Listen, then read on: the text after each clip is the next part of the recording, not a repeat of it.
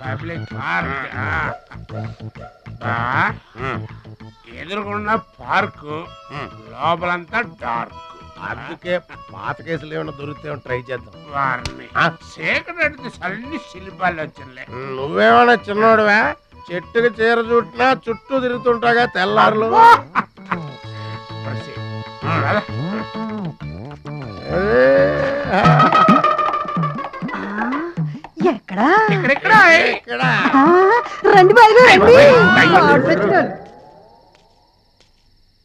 కడుపు నిండా నీళ్లు తాగాను. అమ్మయ్యా, రాత్రి అంతా ఇక భోజనం లేకపోయినా పర్వాలేదు.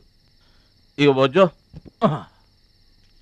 రే భద్రాచలం, మహాలక్ష్మి గారి అడ్రస్ పోయింది. ఇప్పుడు ఏం చేస్తావు? సర్లే బొజ్జో. ఇక్కడ ఏం చేస్తున్నావురా? అదే ఆలోచిస్తున్నానండి. పార్కులోనా? ఎక్కడి నుంచి వచ్చావురా? మా ఊరు నుండి వచ్చానండి, ఏదైనా పని చేసుకుని బతుకుదామని. ఓహో, ఏం పని? జేబులు కత్తిరించడమా? అబ్బాయి అట్లాంటిదేం కాదండి. మరి ఈ పెట్టెలో ఏముందిరా? మానవ బాంబు ఉందా? మందు పాత్ర ఉందా? అట్లాంటిదేం లేదండి.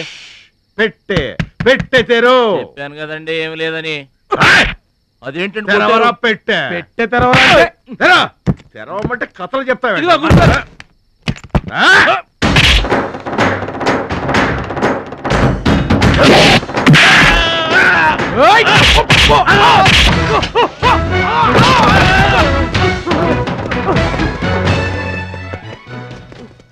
మనల్ని కొట్టిన పోలీసు వాళ్ళని పరిగెత్తిస్తున్నాడంటే ఐడియా చెప్పు బా.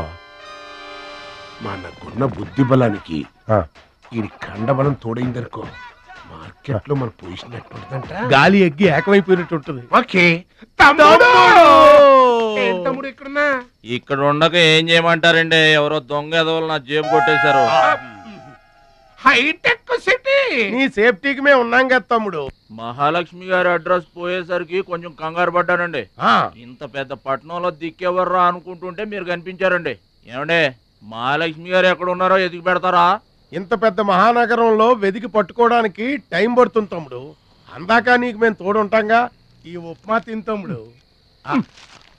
అదేంటి బాబు పక్కన పెట్టావు పొద్దురికే? ఇప్పటికేనండి మిమ్మల్ని చూస్తుంటే మా గోదారమ్మ తల్లి బిడ్డల్లా కనబడుతున్నారు. ఆయి సరే గాని ఆడోళ్ళు ఎవరు కనబడరేంటి?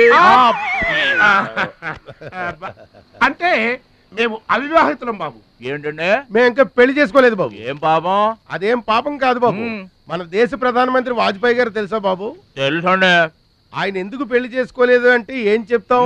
ప్రజల సేవకి అంకితమైపోయిన మహానుభావుడు అని చెప్తాం బాబు.